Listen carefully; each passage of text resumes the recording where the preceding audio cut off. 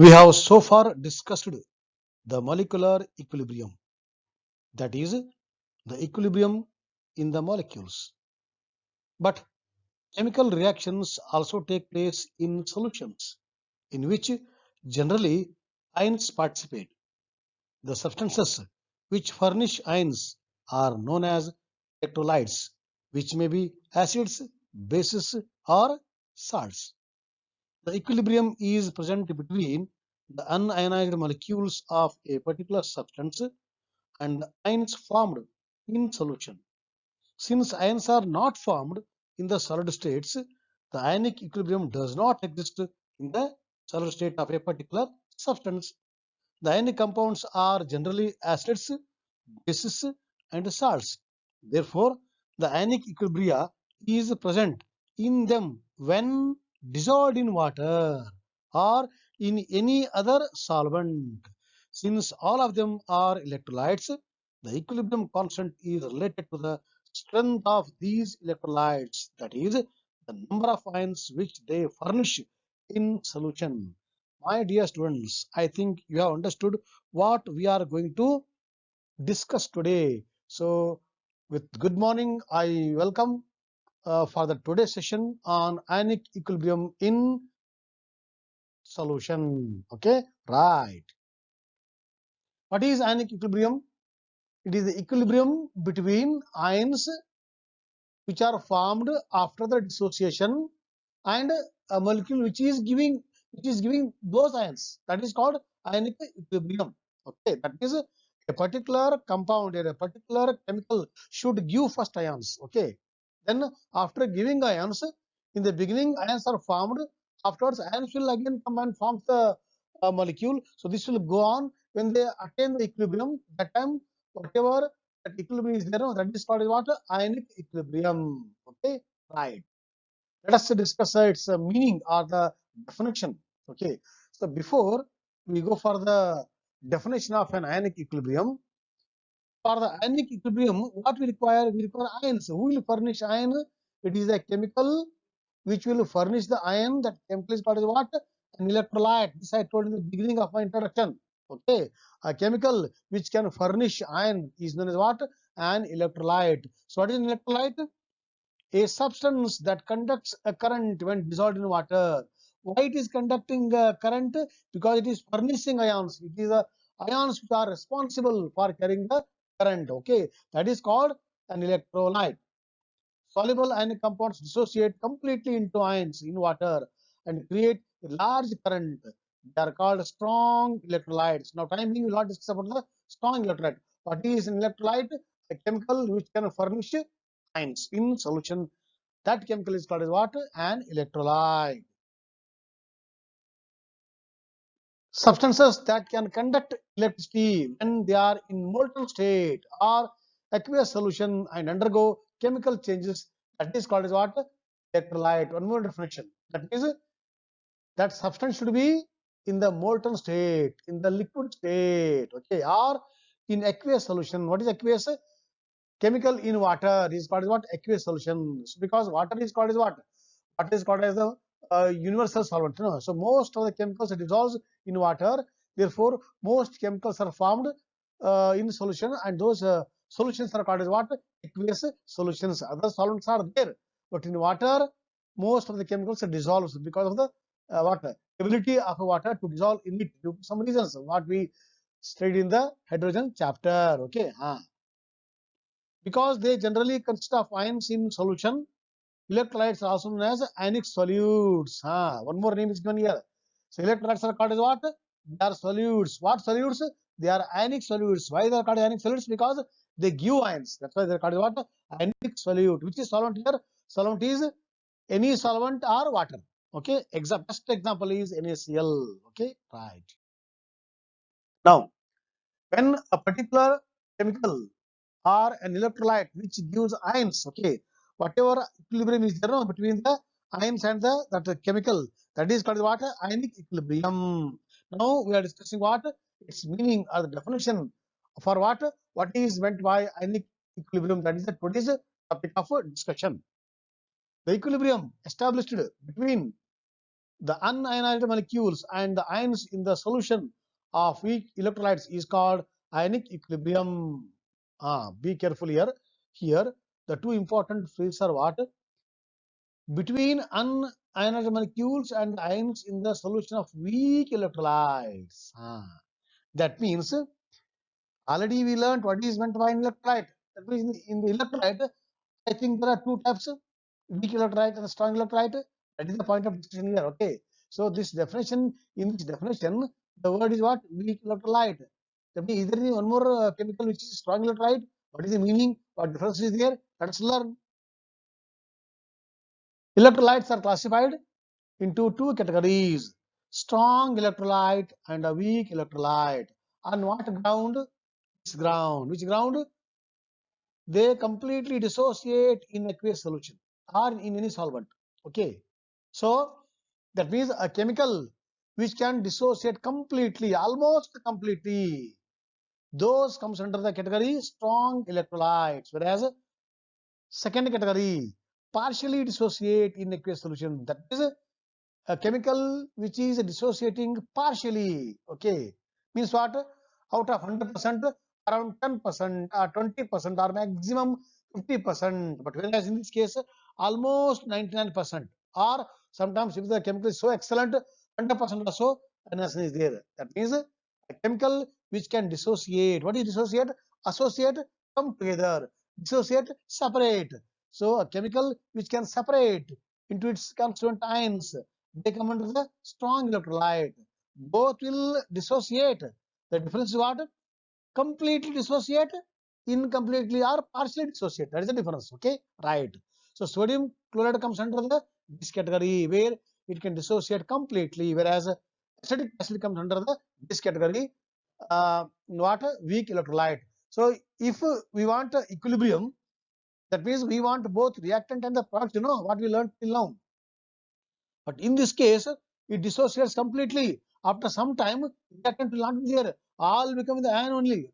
That means ionic equilibrium is not there with strong electrolyte. Why? Because this dissociates completely.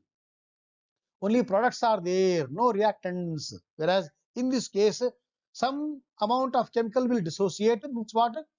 Some will be in the ionic form, some will be in the molecular or in the electrolyte form. Both are there. Reactants as well as the products are there. Therefore, ionic equilibrium is studied for this category. Which category? For the weak electrolyte category, not for the strong electrolyte category. Okay, right. Now, electrolytes are also classified in this tabular form with examples here. That we studied strong electrolytes and the weak electrolytes. Whereas one more is there, non-electrolytes. Okay, so they will not dissociate at all. Okay, that's why they are called what? Non-electrolyte. Most of the organic compounds are non-electrolytes. See, all these are examples: acid examples, salt examples, base examples for the strong electrolyte, and the acid example, base example, salt example for the weak electrolyte. I told you, CH3COH comes under this category. NaCl comes under this category. Okay, right. And alcohols, sugar, all those comes under the non-electrolytes which are organic in nature. Okay, right. Now, just now we studied what? Strong, weak, and the non. That means it is the ability of a chemical to give the ion. Okay. Or it is the strength of a chemical to give the ions. That is called what? Its strength, its ability, its potentiality. Okay. To give the ions. And that is what? Strength of an electrolyte. Okay. What is meant by strength of an electrolyte? The strength of an electrolyte, whether it is a strong electrolyte or a weak electrolyte, depends on the substance ability to form ions by dissociation and the value of the equilibrium constant K, which is very small. Means what? Strength of an electrolyte is determined on two grounds. Number one, its ability to form ions. Second is its equilibrium constant. Now, for example, AB is a chemical which is dissociating into A ion and the B ion. Okay, so AB giving the A ion and the B ion. Now let us write the equilibrium constant here. So equilibrium constant equal to what? As per our previous knowledge, it is the concentration of the product A B by reactant AB. Okay, now K equal to what here? K equal to concentration of A into concentration of B by the concentration of the AB. Now, if K value is more means what? More means numerator is more. When numerator is more, so that means products are more. So, if the K value is more, is what? Products are more means what? It has undergone completed dissociation. If the K value is very, very small, means what? Products are very less. So it has not undergone dissociation. Or either if it is a small amount of dissociation means what? Some value for the K. Okay. What I am explaining, for the strong electrolyte, K value is very large. Whereas for the weak electrolyte, the K value is less. So depend upon the K value and depend upon its ability to give the ions, we can tell how strong a chemical is, which acts like an electrolyte. Okay, so this is called what? Strength of an electrolyte. So strength of an electrolyte is determined on two grounds. Okay, right. Strength and the properties of electrolyte are described by the following values once again. So here I am using one more word, degree of ionization or degree of dissociation, and as usual dissociation constant K dissociation. Okay. What is meant by degree of ionization or degree of dissociation? Okay. Degree of ionization means it is defined as a fraction of total number of molecules of an electrolyte which dissociate into ions. And symbolically, it is denoted as alpha. What is alpha here? Alpha equal to mathematically number of molecules dissociated into ions by total number of molecules n by capital N into 100%. That is the degree of dissociation or the ionization. Means what? Means I have taken 60 I have taken 1 mole of a particular chemical. Out of 1 mole, how many moles of the ions are formed? That is important. Very few ions are formed, then it has not undergone any ionization. If maximum or almost all ions are formed, then that has got very high degree of dissociation. Okay, so degree of dissociation is what? Out of the total number of ions available within the form of molecule, how much it has undergone ionization. Okay, whether it is 100% has undergone, 90%, 80%, or a meager amount 2%. So that is called what? Degree of dissociation. Now here I am using word what? Sometimes I'll use degree of dissociation, sometimes use degree of ionization. Okay, that means these two words actually you can use it, but there is a clear cut difference between these two words. Though we use, but if you go as per science, there is a difference between ionization and the dissociation. What is the difference? Let us learn. Okay, ionization and dissociation are both processes where positive and negative charges are being separated. This is a common point. Okay, what difference is there?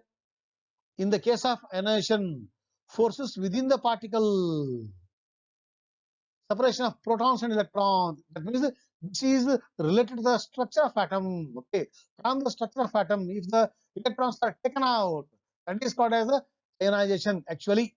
But we use it in place of dissociation, no problem. But that is the actual meaning. What is dissociation? Forces between particles. When the ions are separated in the crystal lattice, means what? What is lattice here? Chemical bonding chapter. Three-dimensional regular arrangement of the ionic compounds. If it is separates into ions, that is called dissociation. Okay. So ionization word for what? For the separation of electron. The dissociation what? A particular ionic compound dissociation to ions. So this is a clear-cut difference. But please note that although ionization and dissociation are different in nature, these are quite often interchangeable. That means we use it for the same meaning. No problem at all. It is accepted. Now, after understanding what is meant by ionization, if you want to still understand about the ionization or dissociation, strong, weak, we have to understand what the important theories of what acids and bases. So let us learn the three important theories given by the three important scientists. and that is called what? Three acid-base theories. Okay, so there are three theories. First one will be given by the Arrhenius. Second is Lowry and the Bronsted, and third is what? Levy's concept. So we'll learn one by one. Here are the three theories. Oldest is Arrhenius, whereas Lowry and the Bronsted newer, and newest, latest is what? Levy's. One by one we'll understand. Okay, right. First, Arrhenius theory. The Swedish chemist Arrhenius proposed the first definition of acids and bases. According to him, acids are substances that dissociate in water to produce H plus ions. Okay, and bases are substances that dissociate in water to produce OH minus ions. Okay, so this is what in OH in water it gives Na plus ion and the OH minus ion. So because it is giving OH minus ion, so it is a base. And because this chemical is giving H plus ion, it's called an acid. So acids are, what is H plus here? H plus is nothing but proton. So acids are proton donor, whereas the bases are hydroxide ion donor. Okay, so that is the definition given by the Arrhenius. Okay, but here out of H plus and OH minus ion, which is very small, H plus is very small. Atom itself is a small. In the atom, nucleus is small. In that H plus is still small. Proton. Okay, so because proton or H plus is very small, so it is highly reactive, it will not stand. Therefore, always H plus, whenever it forms, immediately it will react with what? Water, and becomes stable in the form of what? Hydrated water. Sorry, hydrated proton. That is called what? Hydronium ion. H plus, because very small in size, highly unstable, it will not withstand. Therefore, for the stability, it is immediately reacts with what? Combines with water, and forms H3O plus, which is called what? Hydronium ion. So hydronium ion is what? It is hydrated proton. Okay, why? Because it is highly unstable. OH minus can sustain for some time, but H plus is very small, highly reactive. It will not stand. It is highly unstable. Okay, right. Here comes the definition for hydronium ion. The combination of a hydrogen ion, that is proton, and a water molecule to form H3O plus, that is called water hydronium ion. Okay, why it is a plus? Because water is neutral. So neutral, there are two electrons, there are two lone pairs of electrons, right? So one lone pair is given to the H plus proton and becomes a hydronium ion. This is called what? H3O plus hydronium ion. Okay, right. There is a hydroxide which is very big. See how much O is big compared to small h. It can sustain, but H plus is very difficult to sustain. Okay. So these are the scientists who have given the theories for acids and the bases. Arrhenius theory, Lowry and the Bronsted theory, and Levy's theory. Today what we studied? We studied the Arrhenius theory. And in our fourth sessions, we are going to study Lowry and the Bronsted, then we'll go to the Levy's, and further we'll go to what? Dissociation theory, right? So till then, have a nice time. Keep studying. Thank you, my dear students.